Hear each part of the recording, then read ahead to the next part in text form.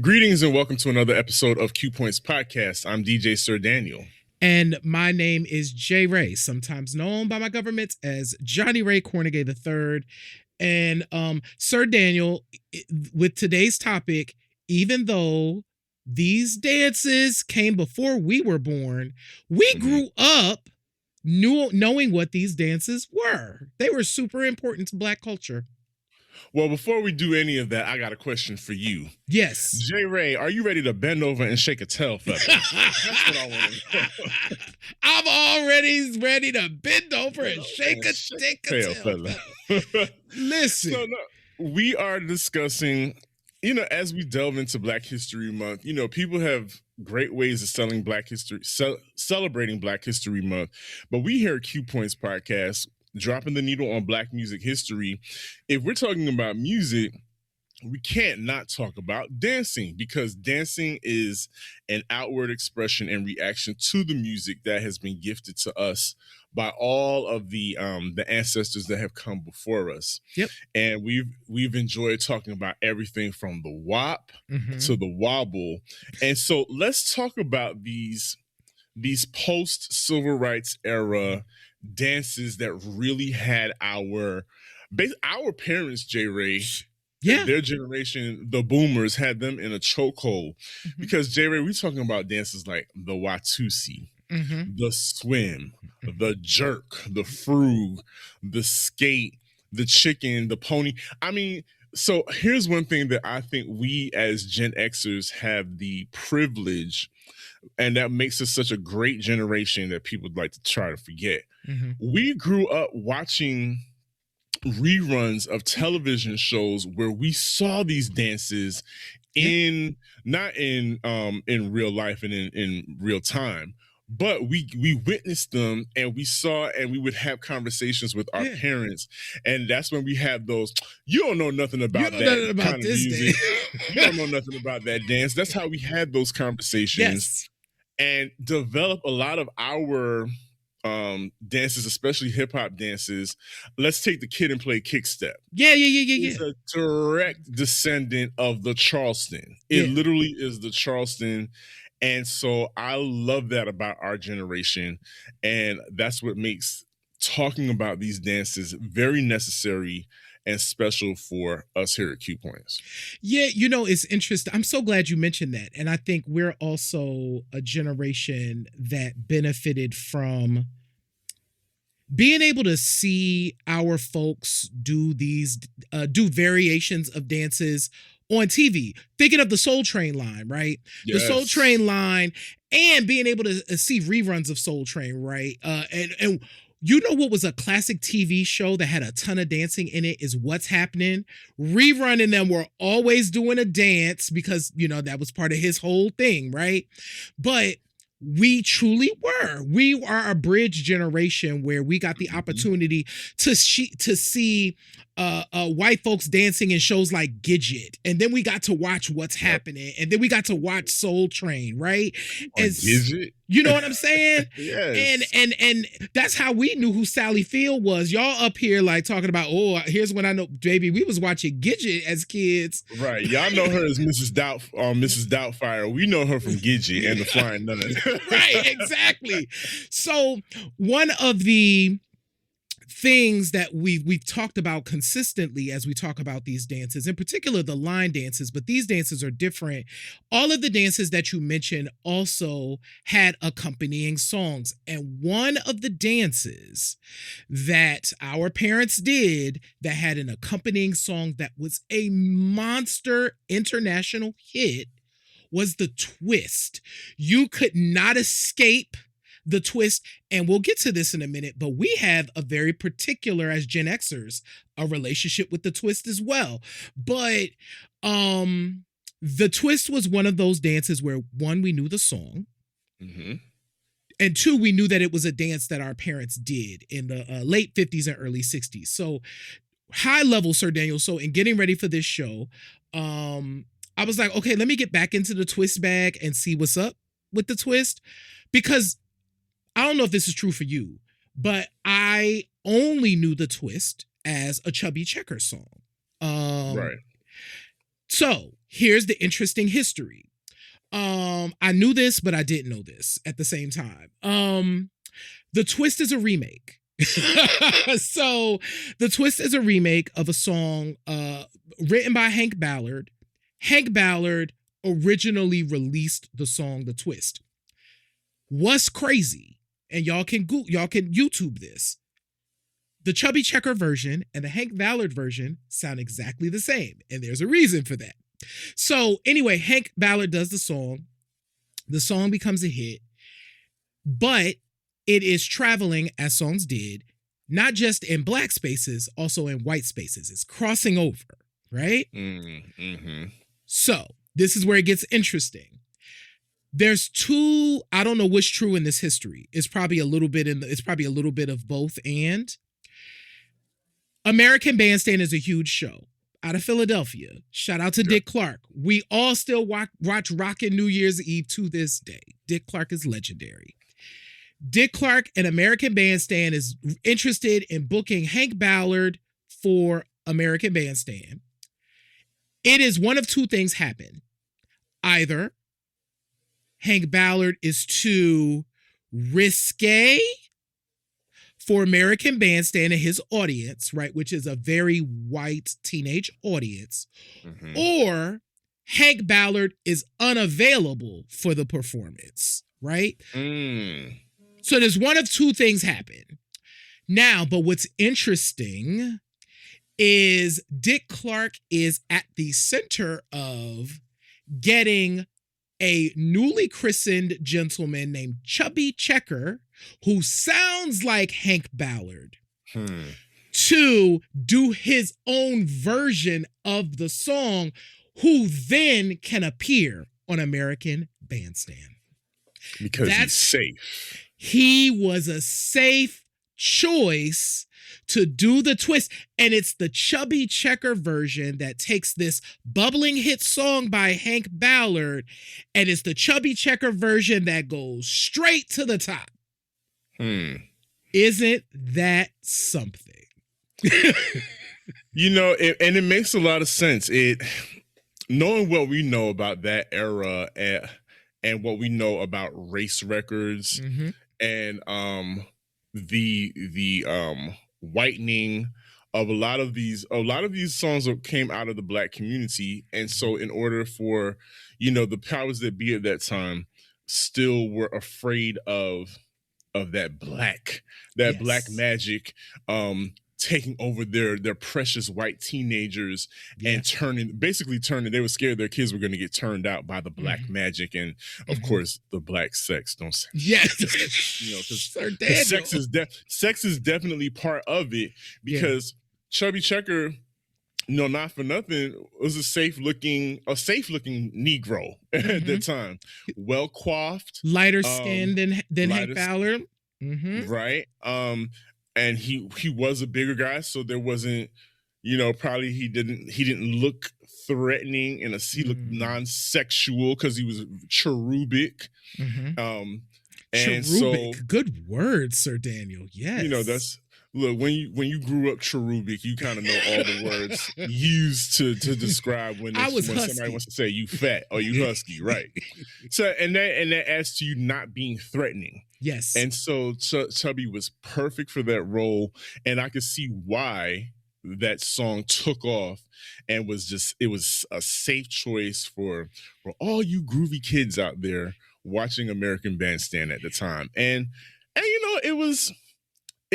it doesn't require a lot of coordination. Exactly. Which is probably why it became so popular and crossed over for other folks to get involved in, because it didn't require a whole lot of thinking and rhythm. No, that's what's so interesting. And I think the other thing that also made it safe, there was a way to sexualize the twist, but for the most part, it was a thing that you can do and you didn't have to touch or be up on the other person. You could dance with somebody and twist. Now, there's plenty of ways that I've seen people do that dance that there's a lot of lower waist. Yes. A lot of lower waist movement that could be done, but for especially for the television ratings people and the people that kept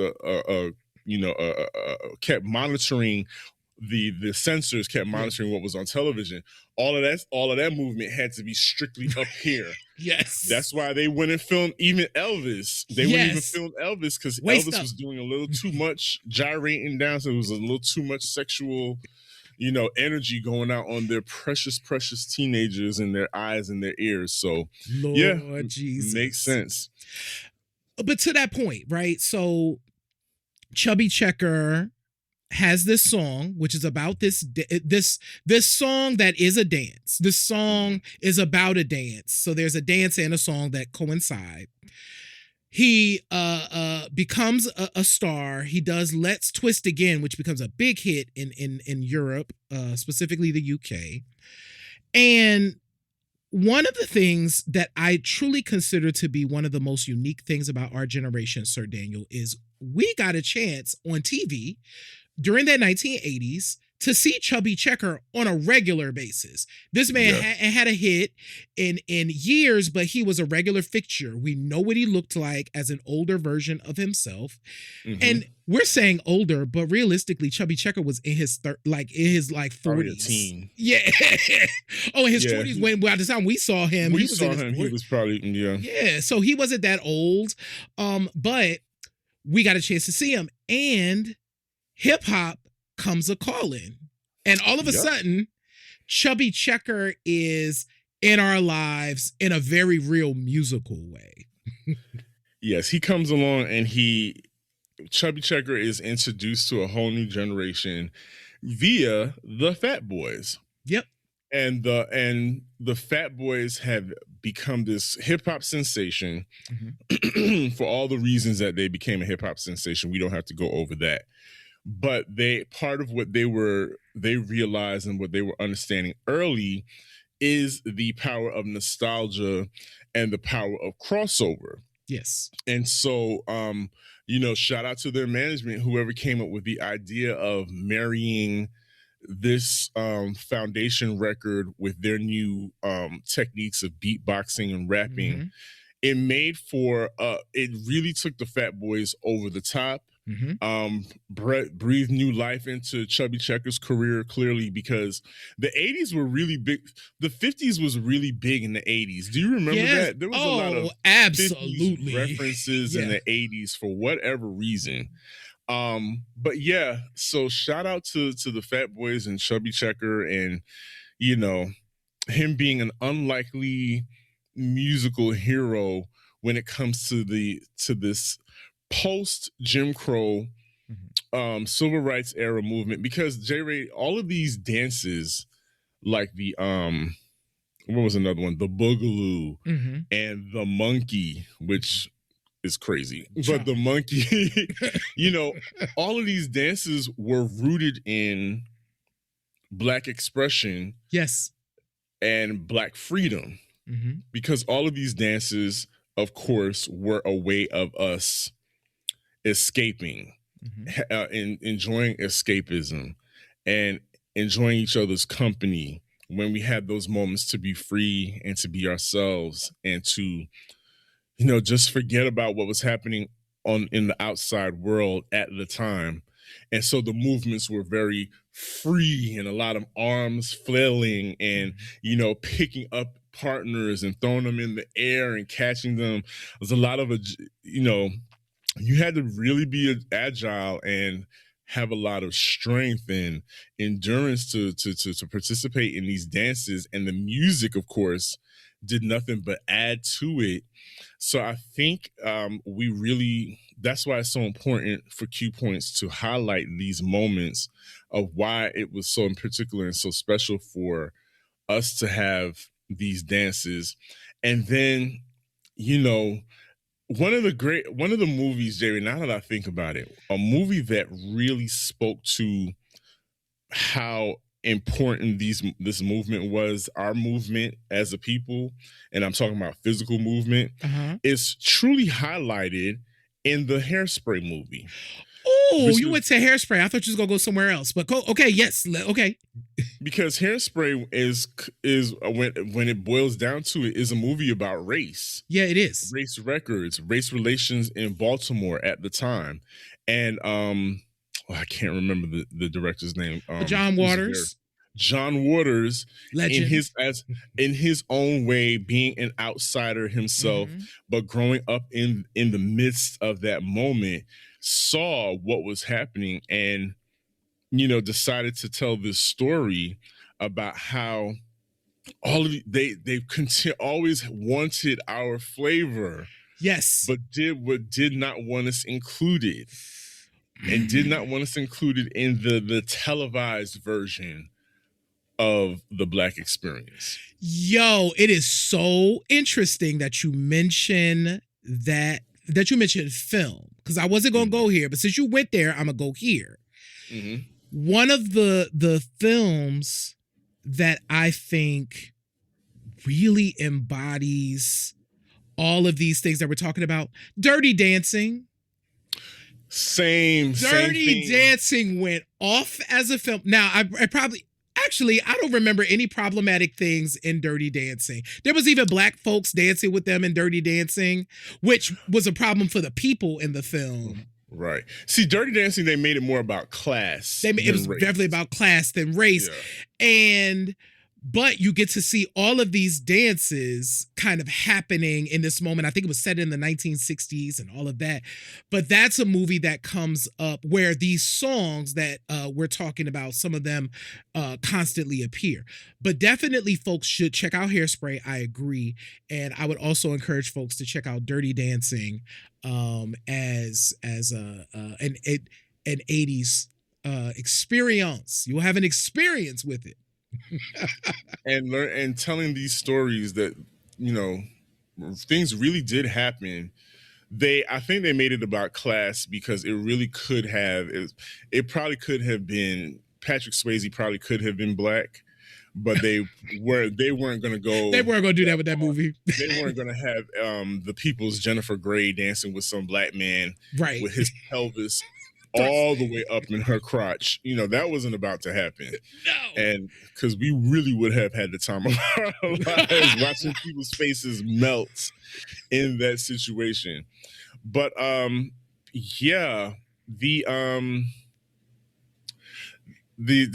retelling of these stories about the evolution of dance as it pertains to Black history post Jim Crow and moving into the civil rights movement, Soul Train, we were heavy in the Black Power movement, people were dancing up and down with their afros.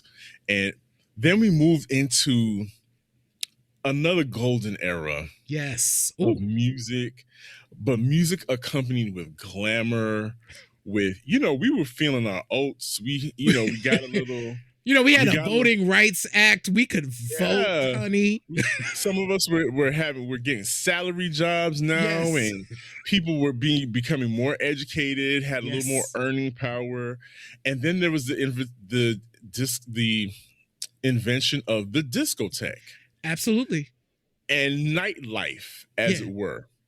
And so what I do love, there's a lot of things to that we can't stand about social media and the internet now. But what I do love about the internet is every now and then I will come across a gem where we get these flashes of moments in time that we just look at in awe and wonder and just be like, damn, y'all had it good back then.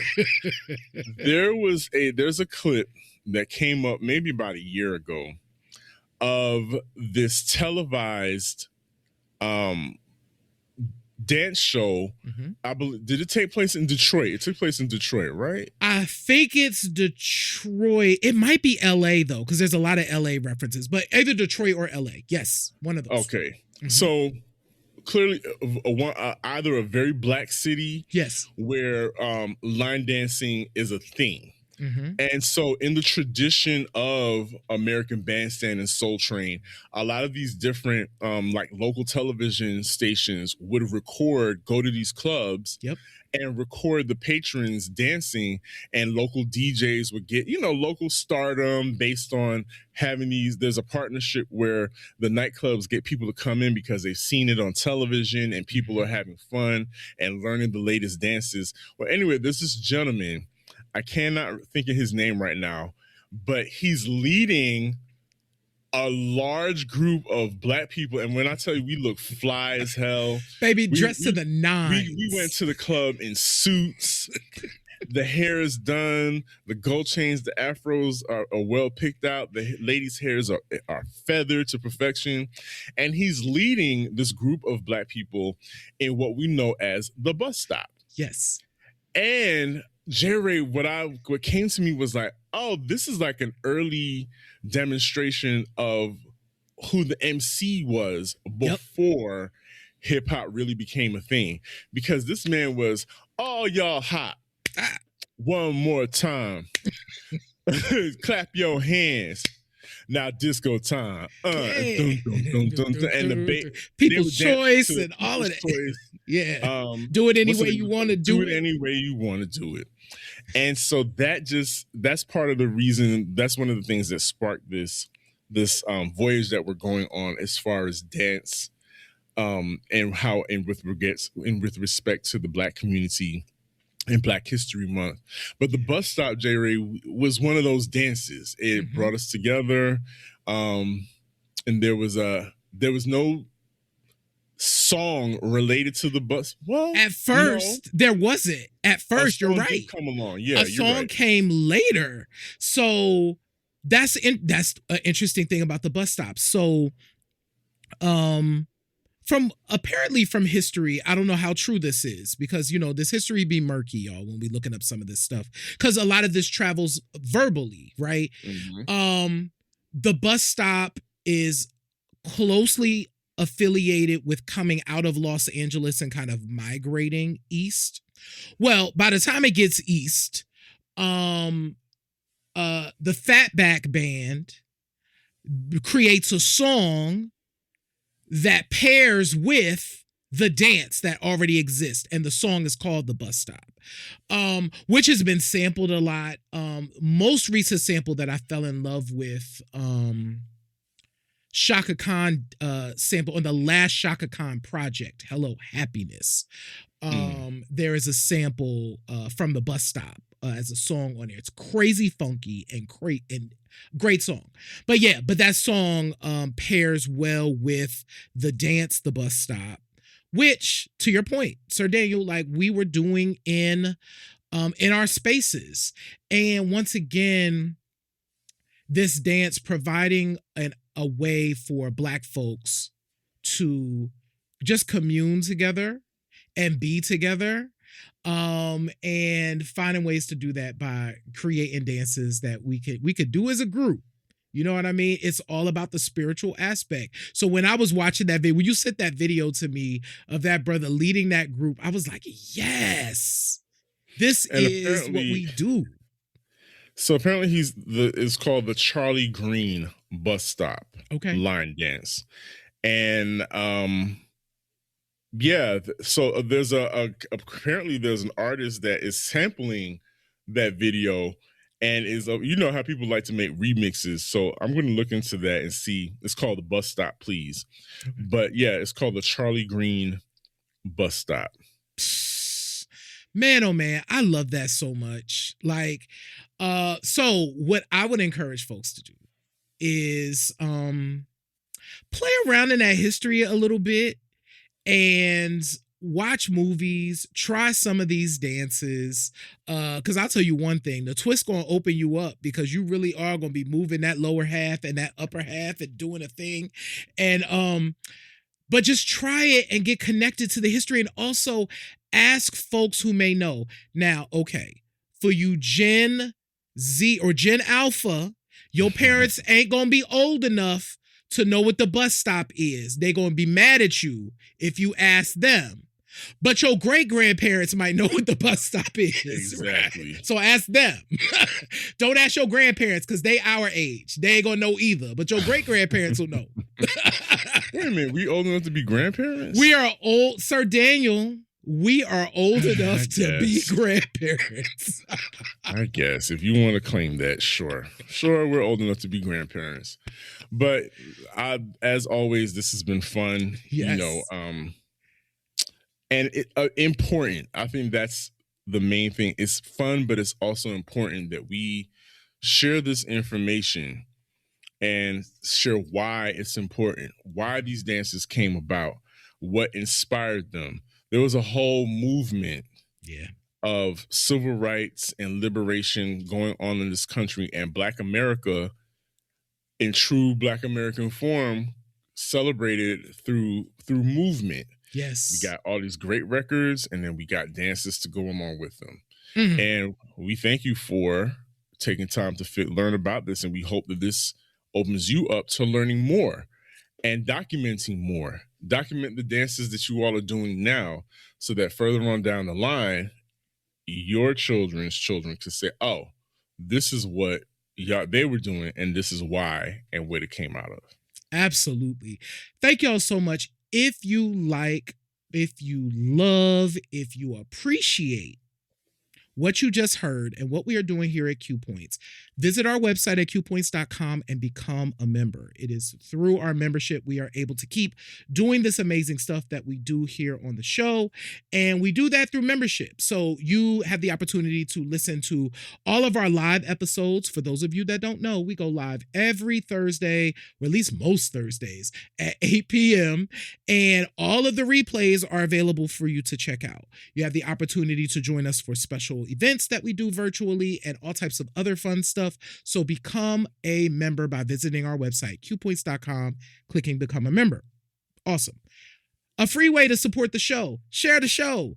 Friends, family, colleagues. If you like Q Points, chances are they will like Q Points as well. So make sure that they know about the show, and you can just send it on over to them. Make sure that you hit the subscribe button too, if you can hear us, if you can see us, wherever you at, because we there. Right?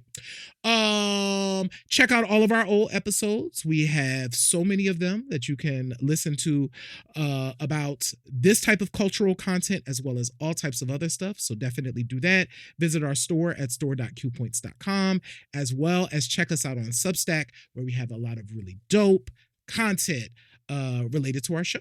We appreciate y'all. We love y'all. We absolutely do. And like I always say, in this life, you have a choice. You can either pick up the needle or you can let the record play. I am DJ Sir Daniel. My name is Jay Ray, y'all. And this is Q Points Podcast, dropping the needle on Black music history. We will see you on the next go round. Now clap one time. Clap 2 times. Stick your booty out. I would if I wasn't sitting. Peace, y'all.